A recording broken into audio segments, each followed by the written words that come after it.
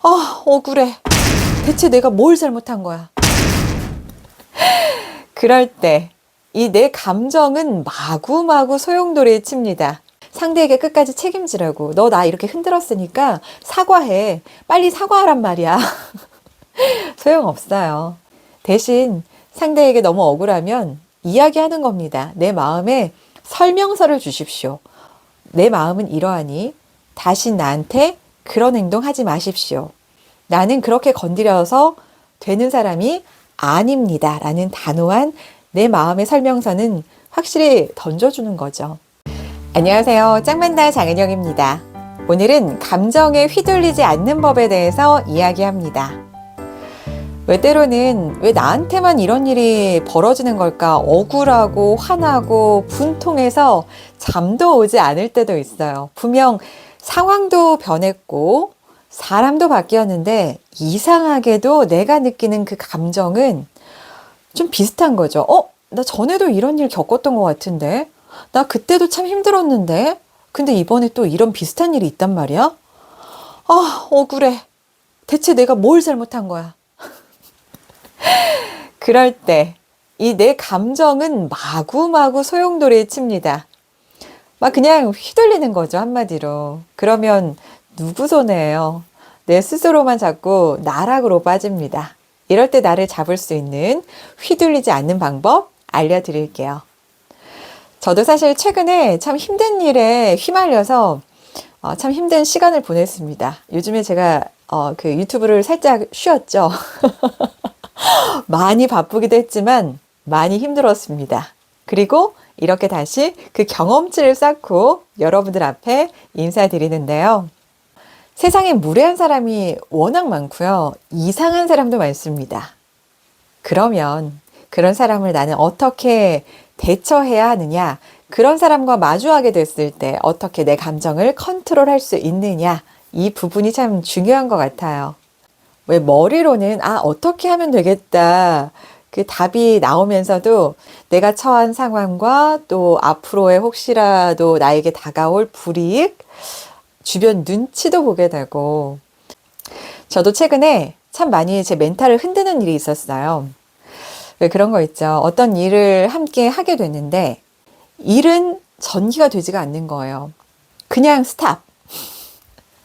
더 나아갈 수가 없어요. 상대가 정말 그야말로 그 막무가내인 사람이었던 거죠. 그 처음에 계약했던 그 내용과는 모든 게 다르고 그 우기기 시작합니다. 그냥 내가 하라는 대로만 해. 그 이유가 나는 힘 있는 자와 손을 잡고 있거든. 나는 그 사람이랑 친해. 그러니까 네가 내 말을 안 들으면 너는 손해일걸? 이게 그 사람의 무기였습니다. 억지를 정말 끝도 없이 부리는데요. 일단은 들어야죠. 상대를 파악해야죠. 들어보니까 그분은 과거에는 꽤 높은 직급에 좀 잘 나가는 사람이었던 것 같습니다. 본인 말에 의하면요. 현재는 그 직위에서 내려왔고 잘렸다고 하더라고요, 표현이. 그래서 현재는 지금 이 일을 하게 됐는데 그러니 어쨌든 나는 대단한 사람이다. 그걸 굉장히 과시하고 싶었고 자랑하고 싶어 했습니다. 일을 진행시키는 게 아니라 그 사람은 그냥 계속해서 허풍과 과시욕으로 다른 이야기만 하는 겁니다. 일은 전혀 진행이 되지 않아요.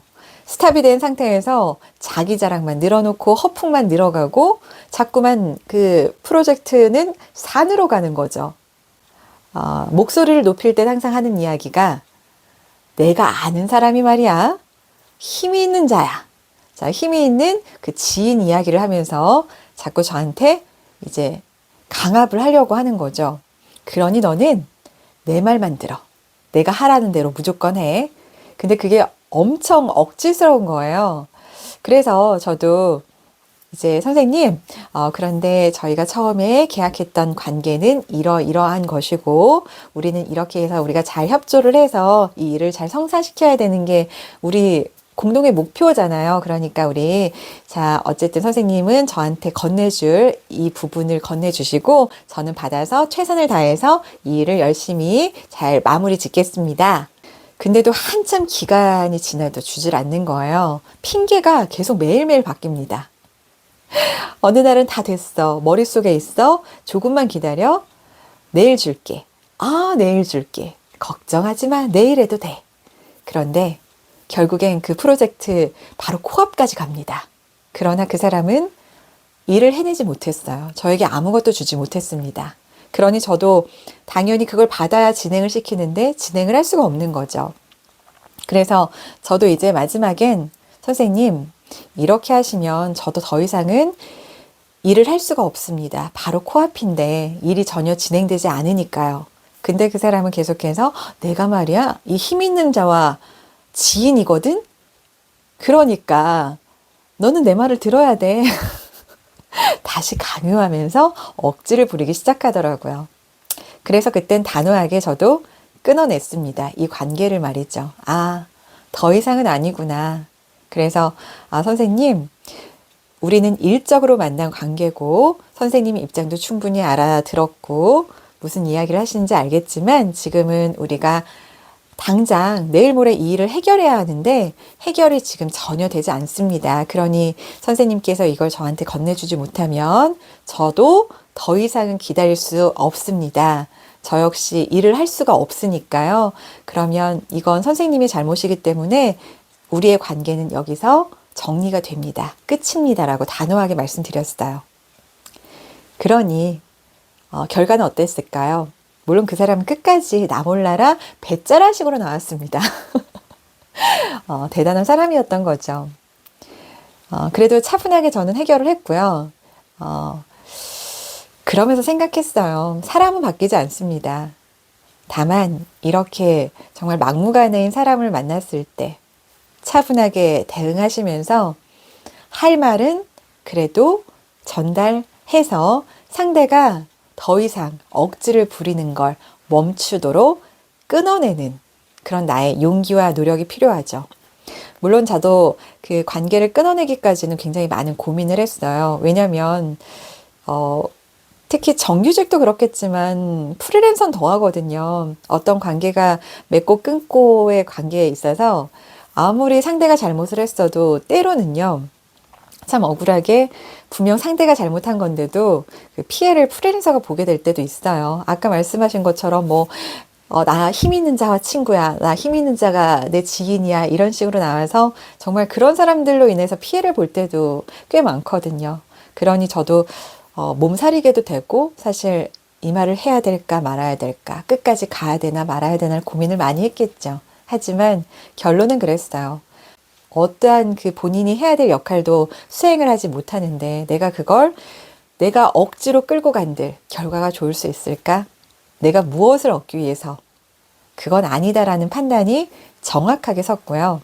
그래서 단호하게 끊어냈습니다. 그래서 잘 마무리가 됐어요. 한 번 더 저는 세상 경험을 한 거죠. 그래, 내가 늘 말하듯 이 감정에 휘둘리지 않는 방법은 단호함이 필요합니다. 그리고 상대에게 이야기할 때는 감정에 휘둘리면 안 돼요. 물론 너무 화가 나고 억울하죠. 하지만 제가 지금 스스로 그래도 뿌듯한 건 상대가 정말 억지를 부릴 때 저는 그래도 감정을 최대한 내보이지 않도록 정말 그 상대가 막 억지 부리면서 막 언성을 높일 때에도 저는 선생님 이러이러하시면 이런 거죠 라고 단호함과 차분함으로 대응할 수 있었다는 거. 그러다 보니까 주변에서도 결과적으로는 제 편이 다들 되어주시더라고요. 당연한 결과였고요.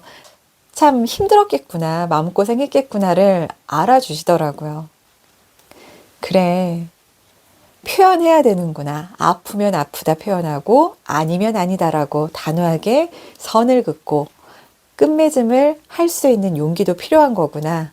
그렇게 저는 세상에 휘둘리지 않는 법을 다시 한번 깨우쳤습니다. 감정이라는 게 그래요. 사람이 자꾸만 누군가한테 막 맞게 되면 그 아픔에 억울해지고 그러다 보면 왜 예전에 비슷한 감정을 겪었던 그때를 다시 회상하게 되잖아요. 그러면 지금 내가 맞은 이 한 방보다 예전에 맞았던 그 한 방이 또 합쳐지니까 두 방이 되고 그 이전의 과거로 또 거슬러 올라가서 세 방이 되고 네 방이 되고 계속 그 감정의 소용돌이는 더 커지는 거죠. 내 억울함은 더 커지고 왜 나한테만 이런 일이 생기는 걸까 속상하고 힘들어집니다. 그러니 어떻게 해야 되겠어요? 내가 조금 더 단단해져야겠죠. 휘둘리지 않는 방법.